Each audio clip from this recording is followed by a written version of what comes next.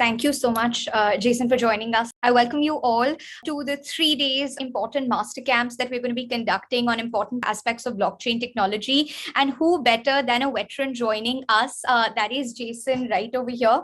So Jason speaks regularly on blockchain as well as cryptocurrency. He's an entrepreneur. He's a blockchain speaker. He's a crypto analyst. And when we are looking at his credentials, we are very intrigued by knowing this fact that as a teenager itself, his entire association with technology, blockchain technology, or technology in general started. He became the founder of Cities, which was an internet portal back then. He also started writing for Chip magazines. Chip magazines are computer and communication based magazines.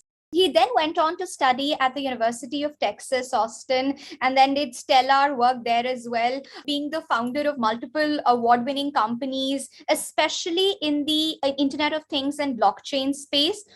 In 2019, Jason was conferred the Karamveer Chakra Award because of his contribution to social and financial inclusion through blockchain technology. And of course, he's been a mentor, a founder, the Institute UAE.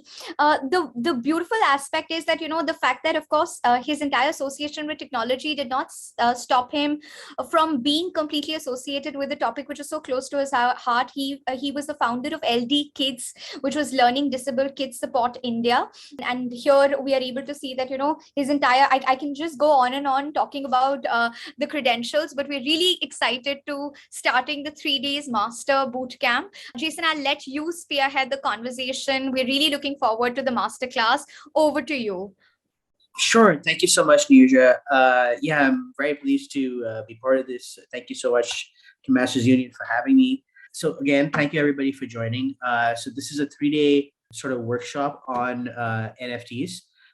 Focus is, so the first one, of course, I'm going to try to go over some basic information about NFTs, kind of why they're useful, why they exist in the first place, and then the next class we're going to actually create an NFT. So there'll be some homework for you, so you guys can get ready for that. And all right, cool. So what are NFTs, right? So basically, you guys might be familiar with regular tokens, fungible tokens, so like Bitcoin, etc. These are all fungible tokens. So what does non-fungible mean? Well, fungible means that each token is exactly alike to another token. So for example, if I have a 1 rupee note, it's not worth any less or any more than a 1 rupee note that you might have in your wallet. Similarly, if I have a 20 rupee note, it means the same pretty much wherever you are. So there's no one note that's worth more than the other. That's what fungibility is really about. It's about sort of interchangeability of let's say tokens or fiat or whatever you want to call it. So what differentiates a fungible token from a non-fungible token is a non-fungible token means that each token is unique and fully self-contained, and different tokens that may even visually look the same may be valued at different amounts, might have different valuations. So for example, you could have a non-fungible token series of, let's say, the Mona Lisa, and each depending on what the serial number of that, let's say, work is, even though they might look exactly alike, they will be worth very different prices. So that's sort of the idea between a non-fungible token and a fungible token. So non-fungible tokens came about really as a way to sort of uniquely represent a particular thing. Now, that can be a digital artwork, it could be a financial instrument, it could be a property deed, a physical item like a designer watch, for example, and allows you to basically buy and sell this item on the blockchain, where you can have its authenticity sort of verified on a public blockchain network. So for example, if, let's say, Mike Tyson were to generate an NFT and let's say distribute it among his fans, well, you would be able to see essentially the provenance of that NFT. So you'd be able to see exactly whose wallet that NFT moved from and to. And then you'd be able to trace, for example, that this token originated from, let's say, Mike Tyson's wallet and ended up, in my wallet, which basically would ascribe a certain value, for example, to that token. So being able to track it track a token and its movement is hugely important, even for art, for example. So art is a really big potential use case for NFTs, and that's why NFT, is so linked with the whole art world in the first place. But basically, you could essentially in the art world, provenance is really important. So if you have, let's say, a Monet or a Picasso, you want to know that you want to be able to trace who owned that Picasso, ideally all the way up till Picasso himself. That would be ideal. Oftentimes, museums will not be able to trace the provenance that far, but they may be able to trace the provenance maybe halfway there. And so, but with an NFT, you can basically you can ensure that every time the physical work is transferred, the NFT is also transferred. Therefore, you can actually find the entire provenance of that NFT. So a lot of creators are excited to work with these things because it's got a broad range of sort of real world use cases. And one of the use cases, of course, is just like a collectible, digital collectibles. So NFTs are often referred to as digital collectibles, and that's because you certainly can collect it, and it's unique, so it has a value by virtue of its uniqueness. And so there's a whole bunch of sort of NFT, what's the word? I guess you could say collections that are out there that you may have heard of Bored Ape Yacht Club or CryptoKitties, where each NFT is what $200,000-300,000, and so and that's because also the Bored Ape Yacht Club has an interesting other use case for the NFT, which I'm going to get into a little bit in the future. So why are people buying NFTs, right? So one reason obviously is sort of like this creative fan connection. So for example, if you have an NFT that directly came from a creator and you can trace that sort of connects you to that creator and makes it clear that you have some sort of, let's say, direct relationship with them, or you have at least at some point in time directly, he's certainly interacted with your wallet directly. So that's one sort of use case. Another is sort of short run speculation, because people are buying, they have Ethereum, they're buying NFTs, they expect those NFTs to go up, and then they want to sell them. It's a use case. I don't think it's probably the ideal use case, but it is a use case. Another is metaverse preppers. So NFTs have a huge use case in the metaverse. So there's, if you heard of the metaverse, it's sort of a digital representation of like a second life almost. Like if you've heard of the game Second Life, so it's similar to that, but most of the resources in the metaverse are oftentimes NFTs. So like game resources are individual NFTs, and they can be bought, sold, traded, and can be traced, for example. So that's one sort of reason. Of course, you have people that want to sell to support the creator of that NFT. So for a long time, people have been buying art just as a way to sort of support the creator, and in this case you actually can, because you can definitely connect directly with the person who created the item that you're buying. Another is sort of to build community with fellow buyers, and this actually touches upon the earlier thing I just mentioned about Bored Ape Yacht Club. Bored Ape Yacht Club is an extremely exclusive community. Essentially, it's like some of the top investors, some of the biggest names in the industry are part of the Bored Ape Yacht Club, and so people are buying that not because of the visual art that is common with BAYC, but it's sort of the community that it allows them to enter. It's like almost like a membership card, kind of, if you want to think of it that way. So interestingly, there's another there are NFTs that you can create that take sort of dynamic details and can change the NFT on the fly. So there's very interesting artist that's created Bitcoin NFTs where it looks at the price of Bitcoin at the time that you're at that particular time, and based on whether it's green or, let's say, red, the Bitcoin logo itself will be green or red. And so that's really an interesting use case of NFT, where you can actually take real world sort of information and use it to influence colors, shapes in an NFT. So it's like a dynamic NFT. So the ownership of NFT, like how do these things work, right? So it's usually managed by a smart contract, and that allows you to sort of exchange that on various blockchain networks. It's usually stored in a cryptocurrency wallet, which we're going to get to a little later in this discussion. So another thing is that you mint the NFT, which is sort of where the non-fungible item is issued on the blockchain via a smart contract. So and generally speaking, there are a few really well-known platforms for NFTs. Now, there's a lot of platforms that are like NFT marketplaces where you can go in there and buy an NFT or and pretty much at this point, you can pretty much get white label solutions that allow you to create one if you wanted to. But there are very few of these platforms that actually allow you to create an NFT directly on the platform for free or very low cost, in most cases for free. And so some of these are like Rarible is a good example. Of course, OpenSea, by the way, is like the biggest NFT marketplace in the world. So that's super useful to look at. And we're going to actually explore OpenSea in the next discussion as well. Super Rare is another sort of NFT marketplace, but they're focused on extremely rare items. So and they curate it. So for example, anybody can't list an NFT on Super Rare. I think you have to be a member first before you're able to do it. On the other hand, in OpenSea, it's sort of anybody can come in and put their NFTs. Matter of fact, OpenSea is the largest sort of NFT marketplace that exists. So that's pretty interesting. So you can also obviously sell NFTs on the same platform where you mint it. So Rarible happens to be one of these platforms where you can mint an NFT and sell it directly on there.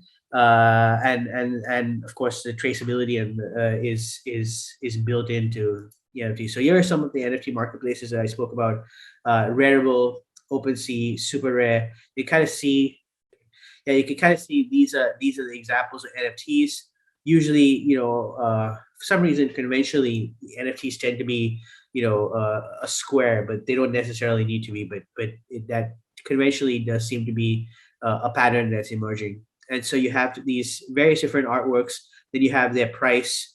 Of course, we'll go through OpenSea a little bit in the future, so we can jump into some more details there. Alrighty, let's see NFT use cases. So I mentioned how you can sort of use dynamic data to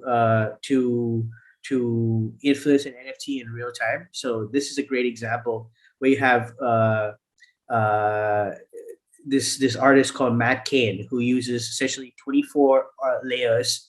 His artwork consists of basically 24 layers, where you have price volatility of the last 24 hours, and these things sort of influence how that NFT looks in real time. So that's really, really innovative use case of an NFT, and it's something that's like I think going to be more and more used as time goes forward. I think it's going to be one of the bigger focuses for real time dynamic NFTs. So I really think what Matt Kane is doing here is pretty interesting. Then of course you have things like Foho Coin. Foho Coin is a company I was an advisor at. I'm an advisor rather at Foho. Basically focuses on fractional real estate, and essentially each property is an NFT, and you can invest in those NFTs using their fungible token, which is the Foho coin, basically. So you can buy the Foho coin, you can use those Foho coins to purchase NFTs, use NFTs, sort of you purchase these NFTs, right? Because basically in Foho coin, each property is an NFT. So that's a completely different use case from kind of what we've been talking about, which has been more like design oriented NFTs, things like that. But of course you can also use them as property, because once you have an NFT, you can fractionalize it. So you could take, let's say, a property and say, well, it's represented by this NFT, and then you fractionalize that, and you can have fractional ownership of that NFT. Therefore, fractional ownership of the property. So that's an interesting use case. Of course, there's the Sandbox and Axie Infinity. Sandbox is really interesting. It's a Obviously, it's a metaverse. If you haven't checked it out, definitely check it out. So within the sandbox, you have various resources, game resources, which are all NFTs. So the reason that they've used that technology is they want people to be able to sort of transfer it in game. They want people to be able to sort of trade it, kind of see where.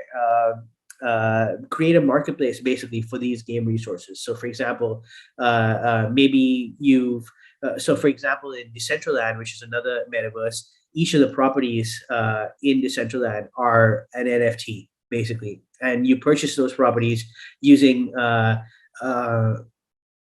Decentraland's fungible token, which is known as mana. So quite similar at its most basic level to like Coin from that perspective, as in, the properties are represented as NFTs, and to purchase them you need a native token. By the way, there's a really good reason why a lot of companies do it this way. The reason that is because it's really difficult for investors to invest in an NFT specifically, because NFTs,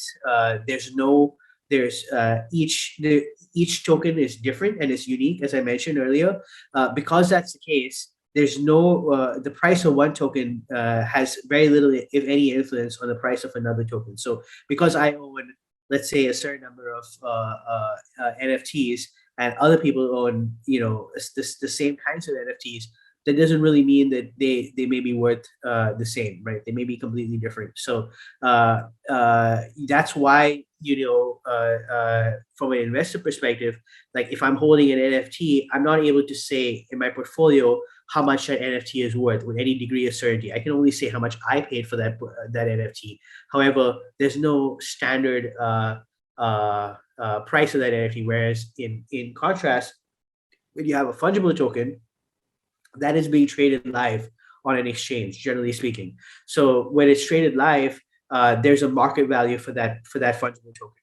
With the NFT, there's not that market value, right? So it's really difficult to find the value of an NFT, and so usually it's considered like a floating value, and then you have a fungible token that may be used to purchase that, and that fungible token is live traded, and so that has like a market value. So that therefore a lot of companies, from a strategic perspective, will decide, hey, we need a fungible token in order to, even though our business is mostly NFTs, we need a fungible token in order to have something standard that people are able to invest in, and grow their business that way. The funny thing is, if you have an NFT, let's say if you're selling NFTs sell in spurts. So for example, you might sell an NFT today, you might not sell an NFT for another 2-3 days, and then because it maybe that NFT doesn't speak to somebody as a particular artwork. On the other hand, with a native token, that's something that can be sold every day, all day, every day, and then that represents basically value that you can transfer into any of these NFTs, which is why a lot of these companies will have both a fungible token and a non-fungible token. Axie Infinity is a really good example of a use case for NFT. Axie Infinity, they've taken a hit lately. Their native tokens price has just massively dropped. Axie Infinity was one of the very first so-called play-to-earn games, whereby you play it and then you earn your rewards in native tokens that you are able to then sell, essentially. So what people were doing was, in order to maximize your returns from the work that you put in, or let's say the gaming that you do at Axie Infinity, you had to own certain NFTs. In many cases, these NFTs they're not really economical for the people that are playing Axie Infinity. So for example, Axie Infinity is really popular in countries like the Philippines, India, places like that, whereas some of these NFTs that you need in order to be effective in the game requires quite a bit of investment. So there's actually companies that are we have a sister company, NFT Technology is a sister company, which is Goat Gaming Guild. So these gaming guilds, what they'll do is they'll purchase these NFTs for these games, Axie and the Sandbox, etc. Not so much the Sandbox, but let's say Axie and things like that. And they'll purchase these NFTs, and then they'll allow essentially what's known as scholars to sign up and play with those NFTs. And essentially, they have some sort of revenue split between the gamer and the people that own the NFT. So it's basically like a game farm. So it's really interesting because there's actually people who earn their entire living now, basically, playing Axie Infinity for a game farm, basically. So that's really interesting. There's also, by the way, a company that has can't remember exactly what the name is, but basically they have an NFT where you buy a pair of shoes.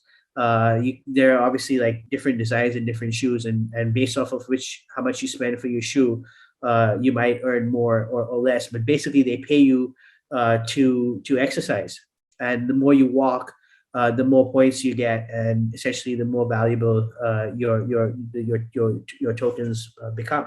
And so to start off that, you need to, of course, buy a shoe, which in some cases, again, is uneconomical for some people. So then you have these NFT investors that will sort of invest in it and then let other people use it sort of temporarily for the purpose of maximizing their efficiency in that particular area. So let's see. So you can really think of NFT as like a digital certificate that proves ownership of an asset, right? So each has its own blockchain code, and it's not cannot be substituted with another asset of the same type, which is again what I explained when I was explaining about non fungible. So while you might have two Bored Ape Yacht Club NFTs, and even if they look very very similar, they are not substitutable for each other. They have different values. They are issued at different dates, and therefore, they have to be non-fungible in relation to other NFTs.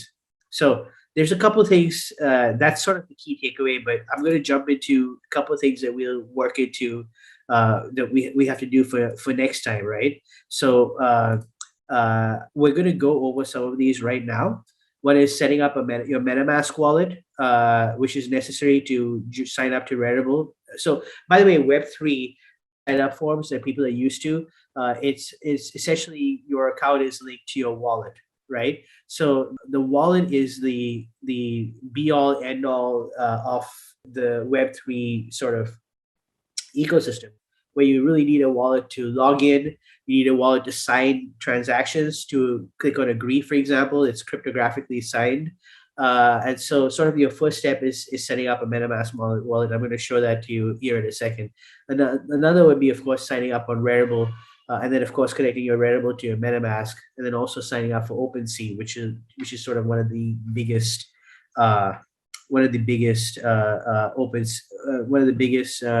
open markets for NFTs, right?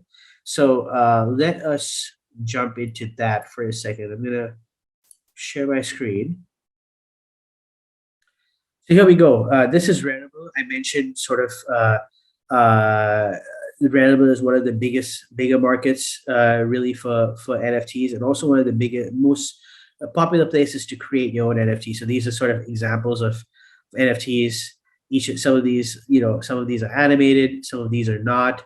Another interesting thing about this is here's a Bored Ape Yacht Club. So for example, the floor for this, the cheapest Bored Ape Yacht Club is about $283,000, which is quite significant, but it's actually gone down significantly over the last few weeks. And then, of course, you have different prices for ENS domains. There's basically a host of NFTs, NFT collections. So here's the Bored Ape Yacht Club NFT I was referring to. Apparently, this is not for sale, but gives you a bit of an idea of how everything works. So now, in order to get started, you need to connect your wallet, which is how you sign up. So I mentioned MetaMask being extremely important.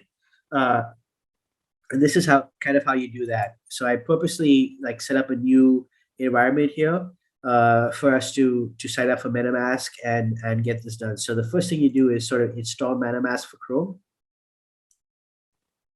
and you add the extension.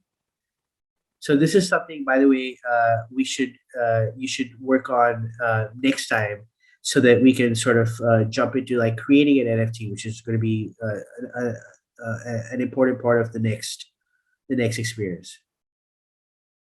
So it says over here that MetaMask is installed to get started. Now, by the way, it's really, really important to realize MetaMask is not like your email service where you can just forget your password and it's not a big deal, and you don't have to worry about the security that much. MetaMask is crucial because like essentially you might have tens of thousands of dollars in your MetaMask, and anybody that has the secret recovery phrase can basically can essentially like hijack your account, which is why it has to be secret, right? So for example, if somebody had your secret recovery phrase, they could literally just say import wallet. Your secret recovery phrase is something like I think it's like 20 different words in random words put together. So let's show you kind of how that works, right? So the first thing is you create your MetaMask. Say no thanks if you want. So let's say you can put in a password.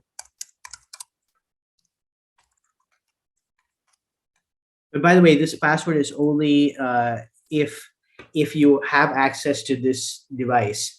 If you're not on this device and you need to access your MetaMask, you basically have to import your wallet using your secret code.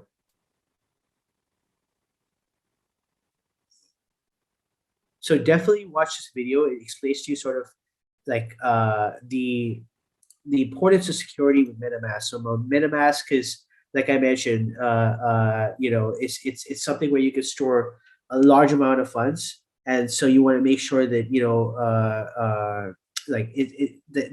especially your secret recovery phrase, your password. These are things that you want to save, in a place that's ideally, can be. So here we go. So this is an example of a security key, your recovery key, for example. You have this set of random sort of words, and if you have those words, you can basically recover your wallet anyway. I have me personally, I tend to forget my password a lot, but fortunately, I have my recovery phrase in a place where I can get to it easily. And so I'm quite often find myself, recovering my wallet using the secret recovery phrase. So it's important that you keep that safely, but not in a place where other people have access to it, because again, anybody can use that to import your entire wallet and all your funds, all your NFTs, everything. So something to be very, very, very, very cautious about. So, and by the way, when it comes to Web3, your entire your wallet is like your passport to Web3, because your wallet is what you use when you sign transactions, when you join, let's say, groups, join services like Reddit, for example. I'm going to show you that in a second. So really, really important that you keep that safe. So here we go. So just I'm going to show you these because I'm not going to put any money in this wallet. So you're welcome to take a look at it. So these are sort of a few random words. These are the words that you use in order to recover your phrase. So for example, if you put these phrases in, you could basically recover this wallet anywhere. So it's something to really remember, that you want to save and save in a place that's safe. So now it's asking me to make sure to put in the secret recovery phrase that I actually didn't save. So let's go take a look at this again. Okay, and this is how they try to ensure that that you know your recovery phrase, because it's super important that you have that.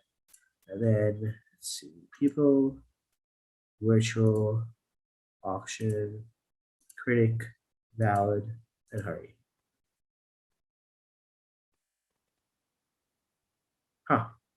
Oops. So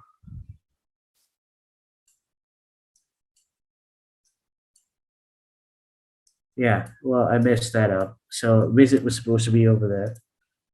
Let's see if I can put that here. Yeah, there we go. Confirm. So this is how you know that you've set it up correctly. And you can see this is essentially an Ethereum wallet. That would be your wallet ID. And you could use it you currently have zero, ETH in here. Of course, if you wanted to purchase, you need to add ETH to this.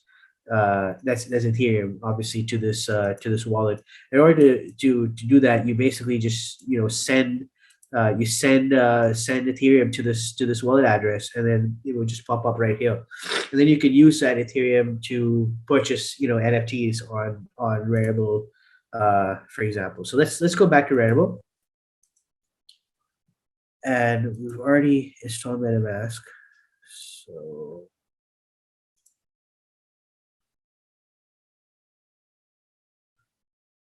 I'm just gonna say, yeah, it's installed.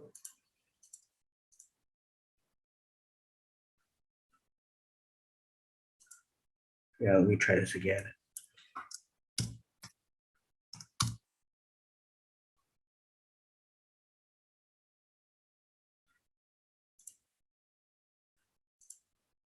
There we go. So it brings up this MetaMask right here, and this is where you sign the transaction. So when you first sign up, you have to actually select your wallet, and then and by the way, it is important that you only connect with sites you trust, because it's possible for a website to, once you connect to it, that it basically pulls your NFTs out of there. That's also possible. Just give me 1 second.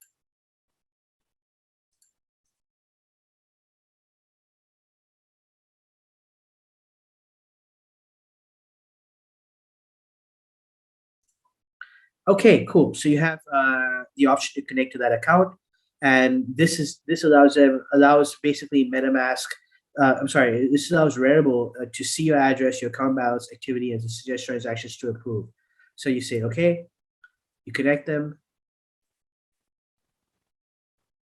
and then so this basically says that you're logging into Rarible, accept the Rarible terms of service. So again, this is very different from like traditional Web 2.0, where you basically have like a form that you have to sign at the end of it. In this one, you're signing your everything that you sign is cryptographically signed. Okay, so you sign up. Say you can go. Just put an email address here.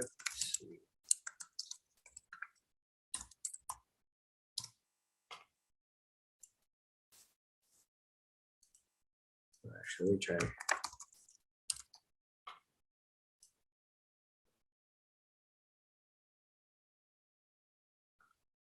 Okay, great. So now you've already signed up. Then you actually have a MetaMask account, and this allows you now to, when you create NFTs, it actually will go and sit in your wallet basically. So you'll have the ability to see your collections, your activity. So I currently have 0 collections here, none created, none owned. But you'll have the ability to do it once you connect your wallet. Then what you could do is you could basically create. Oh well, actually, I think we'll walk through this the next one in the next one. But basically, it's very easy to create an NFT once you're here, once you join. Now, the next thing to look at that I wanted to go over, which is also super important, is OpenSea. So I'm just going to go bring that up here in a second. Here we go. So now once you have your MetaMask again is your wallet, is your sort of entry card to the entire Web3. So whether you're on OpenSea, whether you're on Rarible, or pretty much any Web3 platform, you would need this wallet. And which is why it's really important again that you keep it quiet. So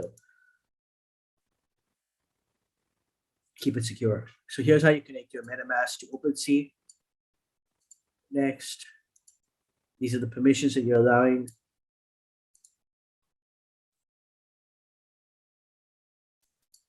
And you're in. So by connecting your wallet or using OpenSea, you agree to our terms of service. So again, this is very different from normal accounts where you're just able to sign it by clicking I agree at the bottom of the email. Here you are actually cryptographically sealing it, signing uh, that account. So you can kind of see they've shared with you the terms of service. And by the way, uh, signing accounts oftentimes don't require any gas transaction fees, but pretty much everything else that you do will at some point require gas transaction fees. So you definitely want to make sure that you have some balance in your Ethereum wallet. So okay, there you go. So this is why they're suggesting that you add funds. But once you're here, then you can basically browse through, the entire collection of OpenSea, the collectibles. By the way, again, there are also domain names that can be purchased using OpenSea, which is pretty interesting in and of itself. Again, using Web3, using your wallet. So these are some of the things, the domain names. I mentioned Decentraland, that's a virtual world that I mentioned. So you can actually buy decentral names, unstoppable domains, which I actually have a few of. And then ENS. This is ENS is how you get. You've probably seen people with on Twitter with their names like Jason.eth or whatever their name is .eth. That basically is an ENS Ethereum. It's basically garnered from the Ethereum name system. Let's see, and then of course crypto voxels. There a whole bunch of things that you can do once you join. But what we're going to focus on next time is sort of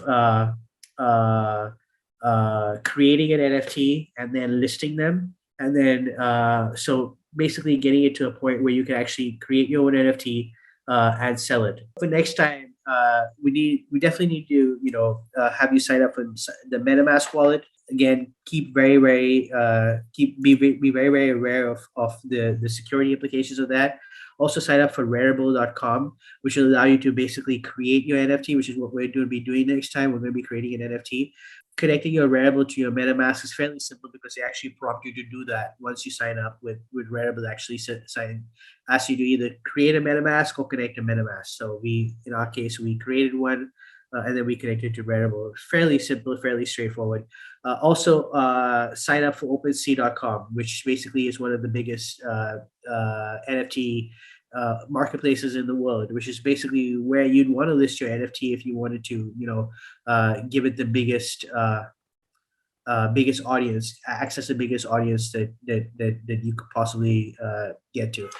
Finally, connect your OpenSea to your MetaMask, which is something we just did also. And now, one of the things that we need to make an NFT is, of course, the image itself. So definitely ensure that you own the copyright to that image. So this is actually a huge problem. Like there are a lot of NFTs that are being created where the person who's creating the NFT doesn't actually own the copyright to that image. So this is it's because it's new territory right now that a lot of this is still happening. But at some point, copyright is as applicable in the NFT world as it is in the real world.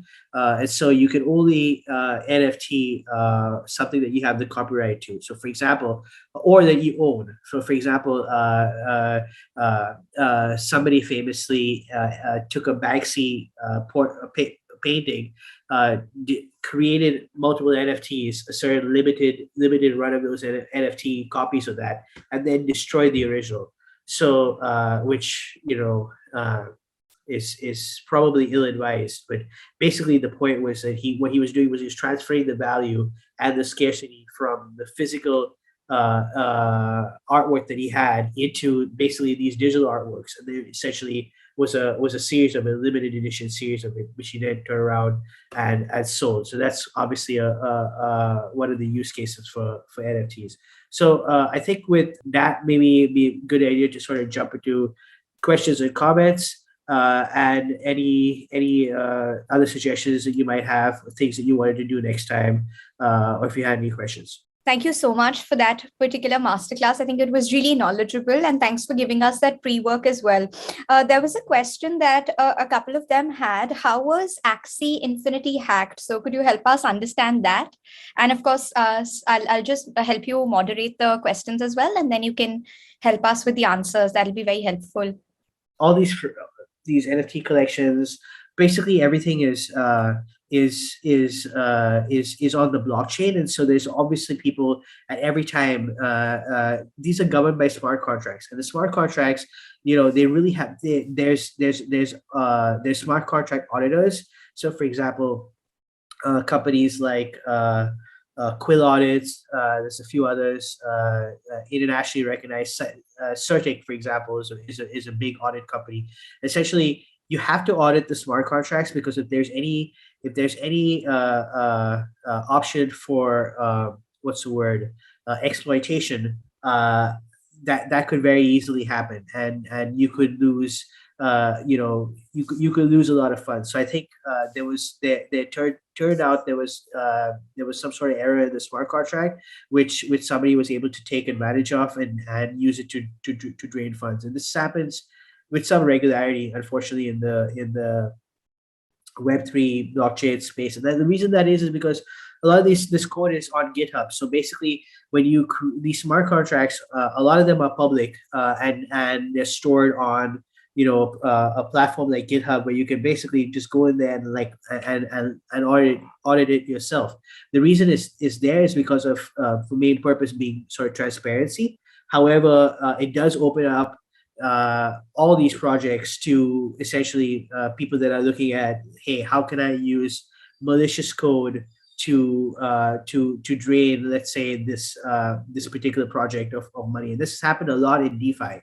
So there's been cases where DeFi protocols have lost, literally billions of dollars because of, essentially certain parts of their code that were not as secure as they thought they were. So there's a flip side of the transparency that blockchain brings, and that's it's quite possible that somebody could basically exploit it. So I think there's some other questions too. I'm looking at, why is NFT so important for cryptocurrency? Well, it's a good question. I don't know if there is some relationship between cryptocurrency and NFTs, although this it's not a one-to-one. It's not a one-to-one comparison. So generally, when you refer to cryptocurrency, you're referring to fungible tokens. So you're referring to tokens that can basically be traded in real time on an exchange. Whereas in an NFT, it's a non-fungible token, and so oftentimes it's purchased off a platform like, let's say, OpenSea or Rarible, but it's not cryptocurrency. It's its own project. It's its own. It works on the same technology that cryptocurrency works with, as in it's still built on blockchain. But cryptocurrency generally refers to fungible tokens, whereas NFTs generally refer to non-fungible tokens. No, so this session is not about computer coding. In fact, interestingly, really creating an NFT really requires no computer coding. I mean, you could certainly create NFTs using these platforms without requiring any knowledge of coding. So I have MetaMask wallet, I use it on somebody's asked, I have a MetaMask wallet that I use it on OpenSea, but I'm unable to make a payment on the wallet through MoonPay payment gateway using HDFC debit card. So that is true. Debit cards cannot be used to invest in crypto wallets. However, the way you would be able to do this is if you have an account at an exchange, like a cryptocurrency exchange, like XREX, for example, WazirX, Unocoin, etc. Or if you complete your KYC there, you should be able to add fiat using your bank account to that exchange. And then once you created that account, you could use that that account to purchase Ethereum, and then add that Ethereum send that Ethereum rather to your MetaMask wallet, because you have your MetaMask wallet. And so you have your MetaMask wallet, and you can just send the wallet address, and you can literally just send funds from your Ethereum wallet on your exchange directly into your MetaMask. Let's see. Somebody's asking, he has a doubt, just have an idea NFTs, but don't know how to create it or how to use it. Wants to know how they want to know how to be able to use it. Well, we are going to cover that in the next session. So we're going to create an NFT and show you guys how to list it on OpenSea, so that you can basically sell it, and essentially. By the way, there's nothing stopping you from transferring that NFT to your friend directly if you want. Yes, I believe the Brave wallet will likely work as well. I'm not 100% sure, Kunal. I think you'd have to check whether that's compatible. We have to look. There's a list of compatible wallets in Rarible, so we have to make sure that Brave is one of those wallets. I would assume it is though, because Brave is a really well-known browser. How are smart contracts actually written? So smart contracts are actually written in a language known as Solidity. That's generally the language that you program in when you're talking about blockchain. When you're talking about, and by the way, there's different, right? So like, if you're looking at Ethereum compatible chains, also known as EVM compatible, EVM is Ethereum virtual machine. So if you're looking at EVM, it's usually Solidity. However, if you're trying to program for Solana, or you're trying to program for Neo protocol, then those are programmed in Rust. So Kunal asks, he wants to confirm that you say that we can fractionalize an NFT. Yes, actually, you can fractionalize an NFT. There's this kind of NFT known as an FNFT, which is known as a fractionalized NFT. So you could take an NFT, break it up into parts, and have joint ownership of it. So, for example, people can get together and purchase a Monet by owning a fraction of it. So you could take an NFT of a Monet or a Picasso, fractionize it into, let's say, 100 different parts, and have essentially 100 different owners of that Monet. Manmeet asks if I'm doing any projects of NFTs. I'm doing several NFT projects. Just contact me after. I'm happy to discuss. The domain names in OpenSea that you showed, they were NFTs. This is a great question. Yeah, so some NFTs, some domain names, particularly the ones generated by Unstoppable Domains, which is a decentralized domain system, and also ENS. These are all NFTs essentially that you're able to purchase. Is it illegal to make and sell an NFT if I don't have the copyright of the image? Yes, it is.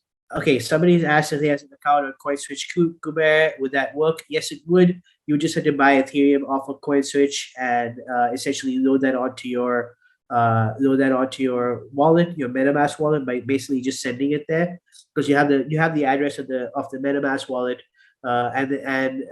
so when you're in CoinSwitch, for example, you just say send or withdraw, and you put that wallet information in, and essentially you send money directly to your MetaMask, and then once you have it in a MetaMask, you can use that to make purchases, things like that.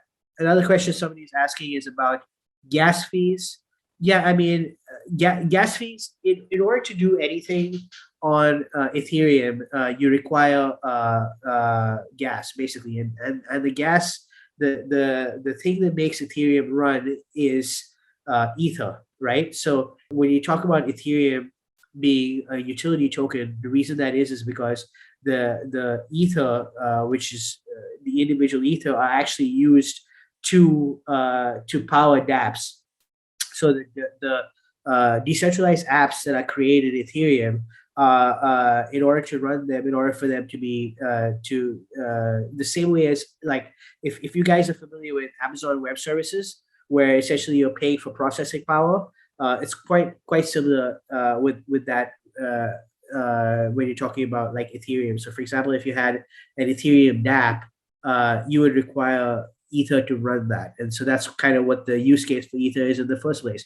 Now, there's of course a whole speculative use case for Ether that's sort of come up with people purchasing it, solely as an investment. But the main use case for Ether, or at least the reason it was conceived, is as the gas that powers the Ethereum network and distributed apps. And by the way, so every transaction that you do, pretty much every transaction, with the exception of certain side transactions and things like that, pretty much every other transaction requires you to have ether in order for because of gas fees. And by the way, that the gas fees change.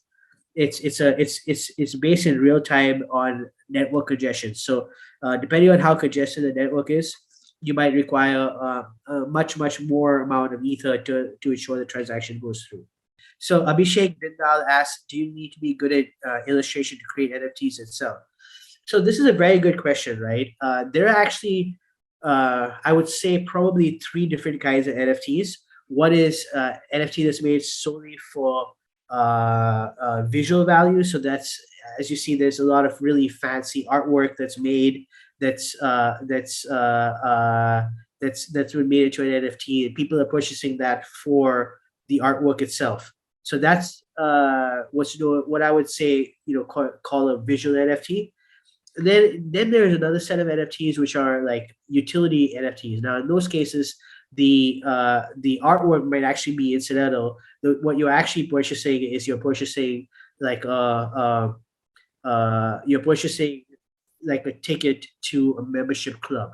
So this is an interesting use case where, so for example, if you wanted to create your own NFT, it's really good in order to make it more valuable to add certain amount of utility to it. So let's say if you're a musician, you could say, hey, if you buy my NFT music, you're able to, let's say, have a free entry into my concerts, and that basically gives your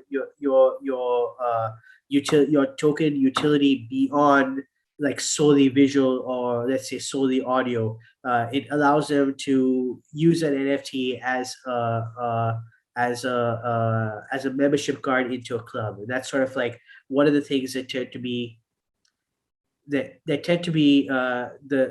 most valuable, right? So the NFTs that tend to sell are NFTs that have value on top of just a visual.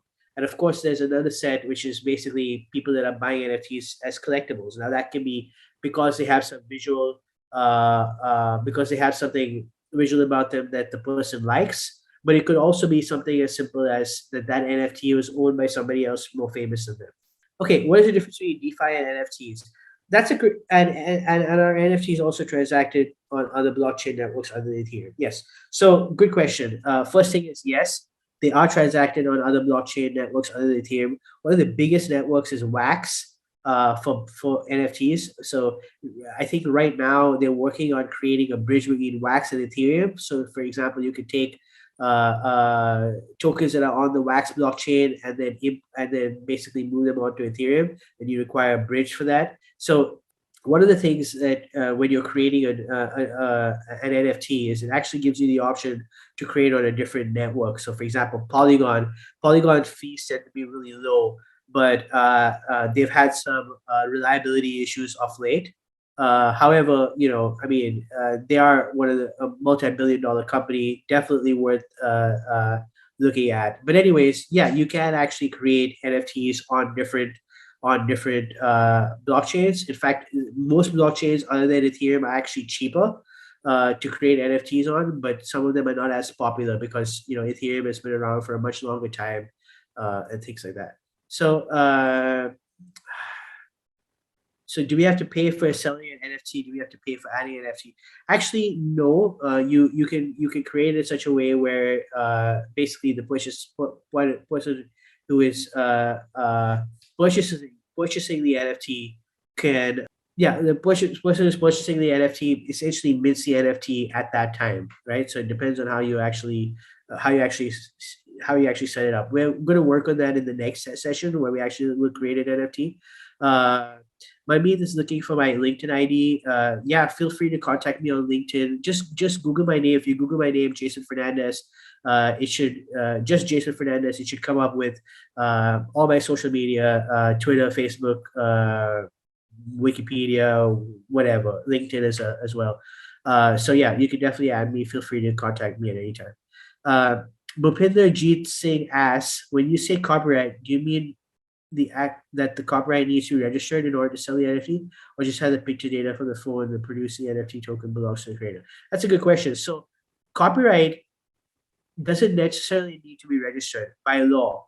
So something is copyrighted by virtue of it existing, and it existing in a way that's traceable. So for example, you don't need to register your copyright anywhere. You just need to exactly, you just need to have uh, well, you just need to basically put it out there in a way where it's traceable that you were the very first person to put it out there. And then after that, as long as you can back that up by, if necessary, picture data from the phone that proves that it's not the NFT tokens at this point, it's a photo. Let's say you took the photo. Well, if you take the photo, generally speaking, you own the copyright of that photo. So you could then take that photo and then make that into an NFT. So, and that's actually what a lot of photographers are doing. They're creating NFTs out of their artwork. So Hitanshu Samantarai is asking, how sustainable do you think the hype is in the NFT marketplace? How long do you think people would be interested in buying digital assets which might not have much value in the real world? So this is an interesting question. I think if there was a lot of hype in the NFT marketplace, maybe several months ago. I don't think that that's true anymore. I don't think that hype really exists at this point. It's I think to the point where NFTs are just blowing up and people were just selling anything for any amount. Yes, that those days are gone. And as far as do digital assets have real use cases, I mean, they obviously do, right? Anytime you're able to collect anything, you're able to prove provenance for something, they have a certain value. Now, how much that is, it depends on the market, and very similar to like if you were to buy boxing gloves from like Mike Tyson, for example. So like what the value of that would be essentially what the value is in the market. But the fact that you could tie that, for example, to Mike Tyson makes it valuable by virtue of that. Why does the demand and supply rule not apply to NFT? We can create as many as you want. Then why? Well, clearly, so that's the thing.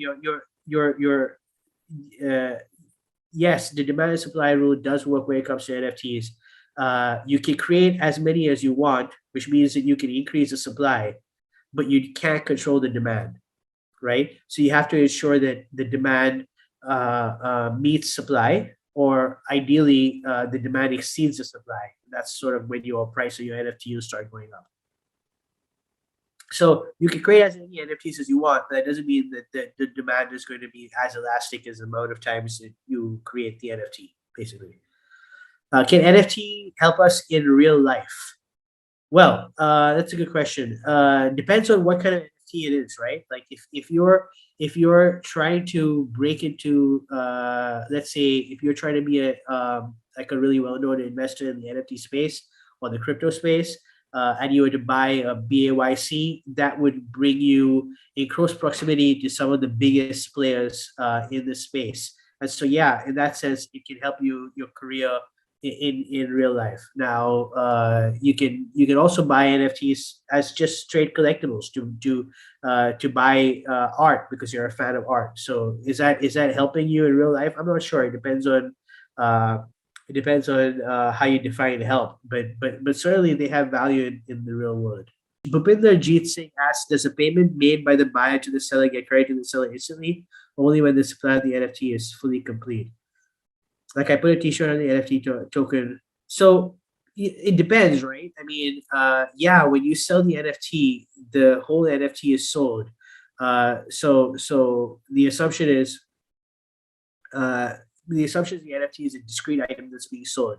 Now you can link that. You could say that buying that NFT entitles you to a T-shirt, but you already paid for the NFT. Then you basically have to go ahead and try to redeem that NFT token for a T-shirt if that's kind of what the use case is. But you've already paid for that NFT, so the payment happens instantly. Another thing that's really interesting about NFTs is that you can actually ensure that the creator gets paid a percentage basically every time that NFT is sold. So, for example, with normal art and music, for example, when people trade it between themselves, the creator doesn't get anything out of that, right? So, for example, if I buy a song and then I sell it, and I own that song now, and I sell it to a friend of mine, and then he sells it to a friend of his. The original owner, the creator of the song, doesn't actually normally get anything, except when it's an NFT. they can determine that they can say that they have, let's say, a 10% royalty on every transaction. So every time there's a transaction that NFT is traded for another NFT, 10%, let's say, goes back to the creator. So that's a way to ensure that creators get paid. This is why it's become super interesting from a democratizing perspective, because normally in the music world, when you put out a music CD, it's really hard to ensure that you get paid on a regular basis. Your royalties come like months later, and you don't get paid for secondary sales. However, when it comes to NFTs, you can certainly mandate that you get paid for secondary sales. Ajitesh says he's buying a new laptop, so please suggest me a perfect laptop for this. I would definitely say that pretty much any laptop would work when it comes to making NFTs, because it comes down to just having access to the web, basically. Okay, I think that basically covers everything for the most part. Here's one more question. Is there some legal, illegal things in NFT? I mean, it depends on what you mean by that. You certainly can't steal somebody's copyright. That would be illegal. But yeah, other than that, you're pretty much open to doing anything. I think that covers the majority of it, Nisha. Yes, I think so too. And of course, I really request everyone, if you're joining us for the next session, do definitely attempt the pre-work that was given to you right before we started the Q&A section. So just do definitely work on the pre-work. Any last minute comments, Jason, that you would like to give to them? Yeah, so I mean, I think NFTs are revolutionary because they're able to sort of, you for the first time ever, you're able to track the provenance of a certain item throughout its life cycle, and you're able to do that in a way that's fully 100% secure. So there's nobody else who can make it seem like the NFT came from somewhere else and it didn't. So for example, if tomorrow I could take a screenshot of the Bored Ape Yacht Club NFT and I could make my own NFT, but people will be able to very easily trace that doesn't come from the original Bored Ape Yacht Club wallet, and therefore they can tell very clearly that the provenance of that is not right. So I think overall, it's revolutionary technology. I think that it's still evolving in terms of its use case, in terms of conventionally people figuring out price discovery, but I definitely think that we're going to hear more and more about this as time goes on. Absolutely. I think that's a great note to end. Everybody is looking forward for the next session, because I believe already people are requesting for the recordings of this session. Please make sure that you do the pre-work, go over the recordings. We will try to upload this. Otherwise, definitely, I hope you've taken down notes. We'll catch up with all of you in the next session. Really look forward. Thank you so much, Jason, for your time. We really appreciate that. Looking forward to the second and third masterclass in the series. Thank you, Nija. I appreciate it.